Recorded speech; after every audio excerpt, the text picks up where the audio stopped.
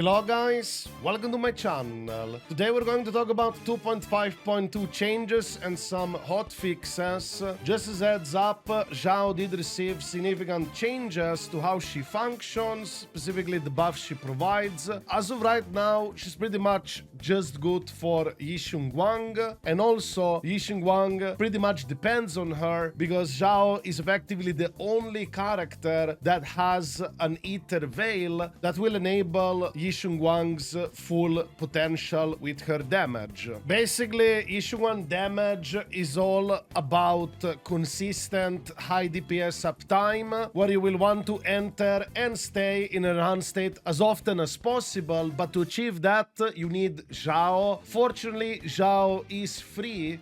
Supposedly, as of right now, she better is free, otherwise we're kinda cooked. Nevertheless, there are also old character buffs getting further buffed, well changed, let's put it that way, which would be Grace, Burnice, Soldier 11, and also as well Ellen John Sambi also have received some little extra changes by the looks of it.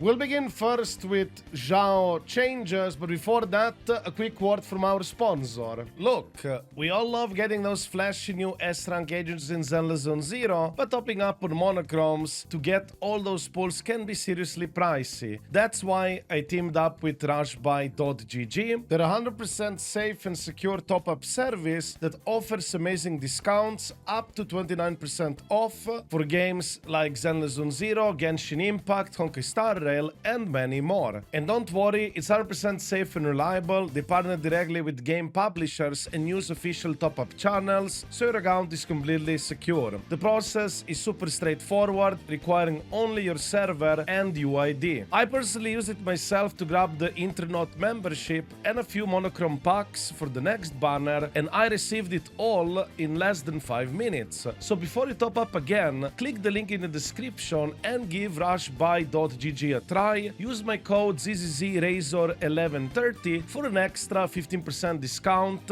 on your purchase. You won't be disappointed. Now let's go over Zhao changes. Specifically, we'll begin with her core skill. Do know that within this picture, the 800 attack and its duration buff has already been changed through a hotfix, so it's actually now 1000 attack boost with 40-second duration. Also do know that a lot of the old previous buffs she used to have for different agents, depending on the class, has been pretty much scrapped. So effectively, Zhao, by the looks of it now, Xiao is no longer a strong option for Rapture teams as it used to be before. As of right now, she seems to be just for Shunguang. Some people even question her strength, at least at M0, doesn't seem to be that impressive, but nevertheless, it is a necessity for Shunguang. Zhao mindscapes also have been changed, so let's go over them as well. Her M1 now provides 50% all attribute res ignore for your entire squad whenever Zhao swaps out. Her M2 increases HP recovery for all squad members by 10%, and when squad members recover HP while above 50% of their max HP, their attack increases by 10% for 25 seconds. Honestly, these mindscapes don't seem that enticing whatsoever. Then we have her mindscape 4. Whenever Zhao activates her entry skill, you gain 300 decibels. Ultimate chain attack and entry skill will also have critical damage increased, like typical filler M4, I guess. And the last you have her M6, which effectively, I guess, improves her personal damage. But honestly, I don't think these mindscapes are that strong or enticing. We do also have a nice V2 changelog regarding Zhao that I'll go over it. Do know that this is effectively a TLDR, and I will try to fill the gaps in as best as I can. So Frost has been removed. Well, I still believe she has the Frost special bar thingy, but I assume this is part of a thing that was called Frost Point or something like that. I assume that's what has been changed. Do let me know in the comments below if I got this one right. Her basic attack motion values have been effectively nerfed, but do note that you don't really play Zhao for the damage. She's more like an enabler for Shunguang to do more DPS overall. So I wouldn't really personally worry about the the personal damage nerfs. However, if you're somebody who wanted to make Xiao as a main DPS, I mean, I don't know even if it dupes, it's gonna be that good. Heads up. However, her X special attack has been buffed, which is good because you will actually use X special attacks on her and her ultimates and entry skill stuff. Effectively, you're not really gonna be sitting on her on field doing basic attacks. Also, ultimate no longer deploys Ether Veil. Ultimate now will generate the Frost Gauge by 20 instead. And like I already said earlier, core passive and additional ability has been changed. Now effectively it's a 1000 nice attack for your entire team and no longer sheer force buffs, which would be useful for Rapture teams. Additional ability specifically now does provide a pretty decent damage boost for your entire team, up to maximum of 40%, assuming you have enough HP in your Zhao, which you probably will have, as long as you are within Ether Veil. And of course, Zhao still has Ether Veil. However, it is no longer deployed through her ultimate, and I believe the uptime or the cooldown of it, it's rather hefty from my understanding. As for the core passive itself change, as you can see now specifically, you also have Ice points that you will accumulate whenever on-field agents deal damage these enemies or defeat enemies. And when you have enough ice points and when you switch into Zhao, you will trigger her entry skill, and the entry skill effectively activates the Ether Veil. So this is basically the only way now how you get her Ether Veil up. And also, like I already mentioned before, you'll get also a nice 1000 attack boost throughout this effect, so that's pretty good.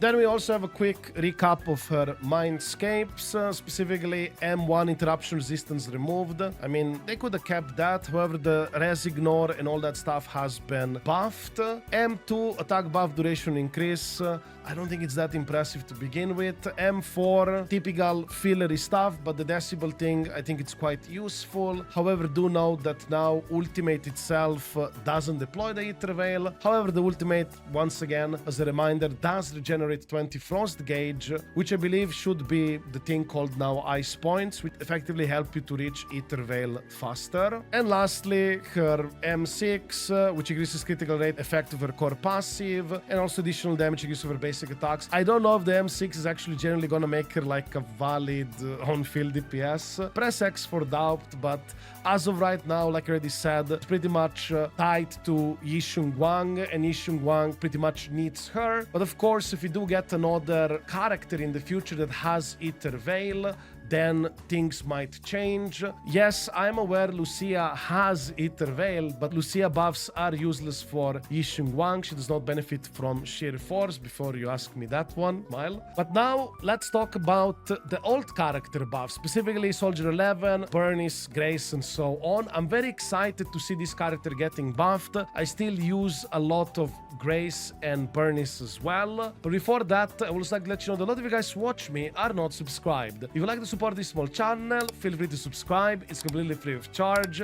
Smile. And now let's continue with the video. So we'll begin first with Soldier 11 changes.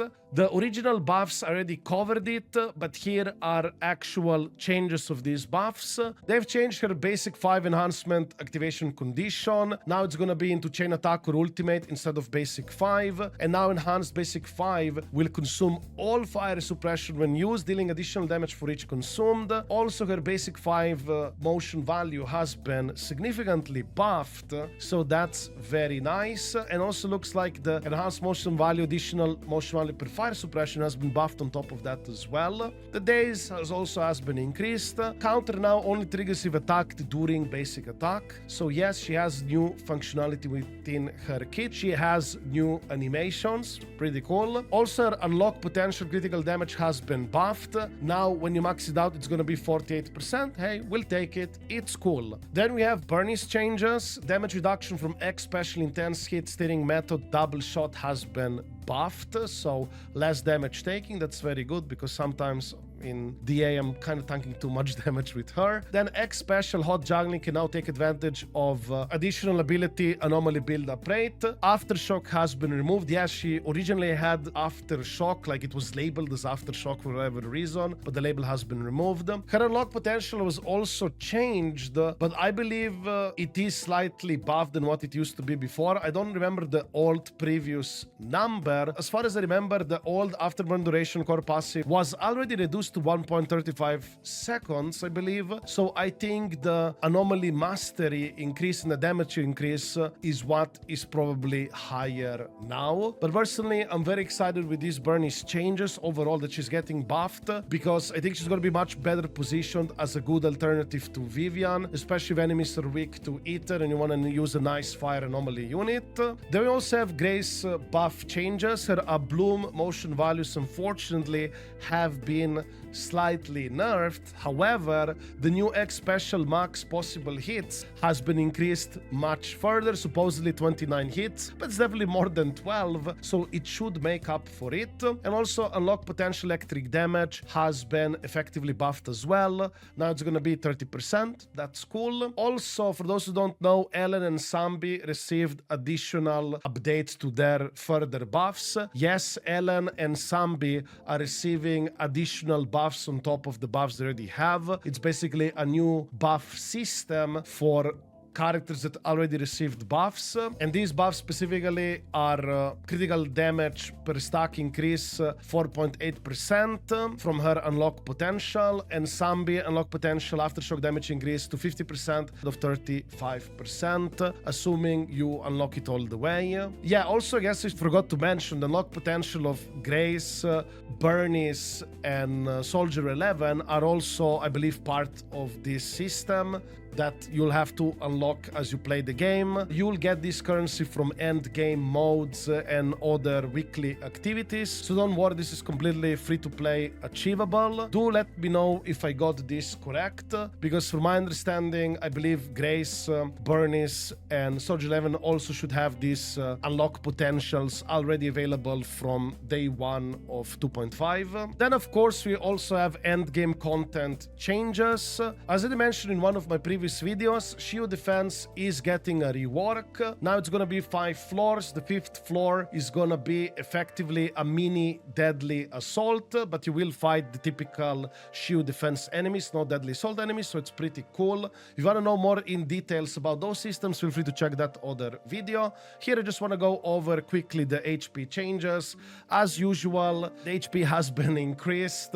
Feel free to go over the picture if you want. I don't really want to read each one of these because it's quite a lot, but some of things potentially also have been reduced or kind of redistributed around, I guess. Then we have more shield defense HP changes, and then of course we also have deadly assault changes.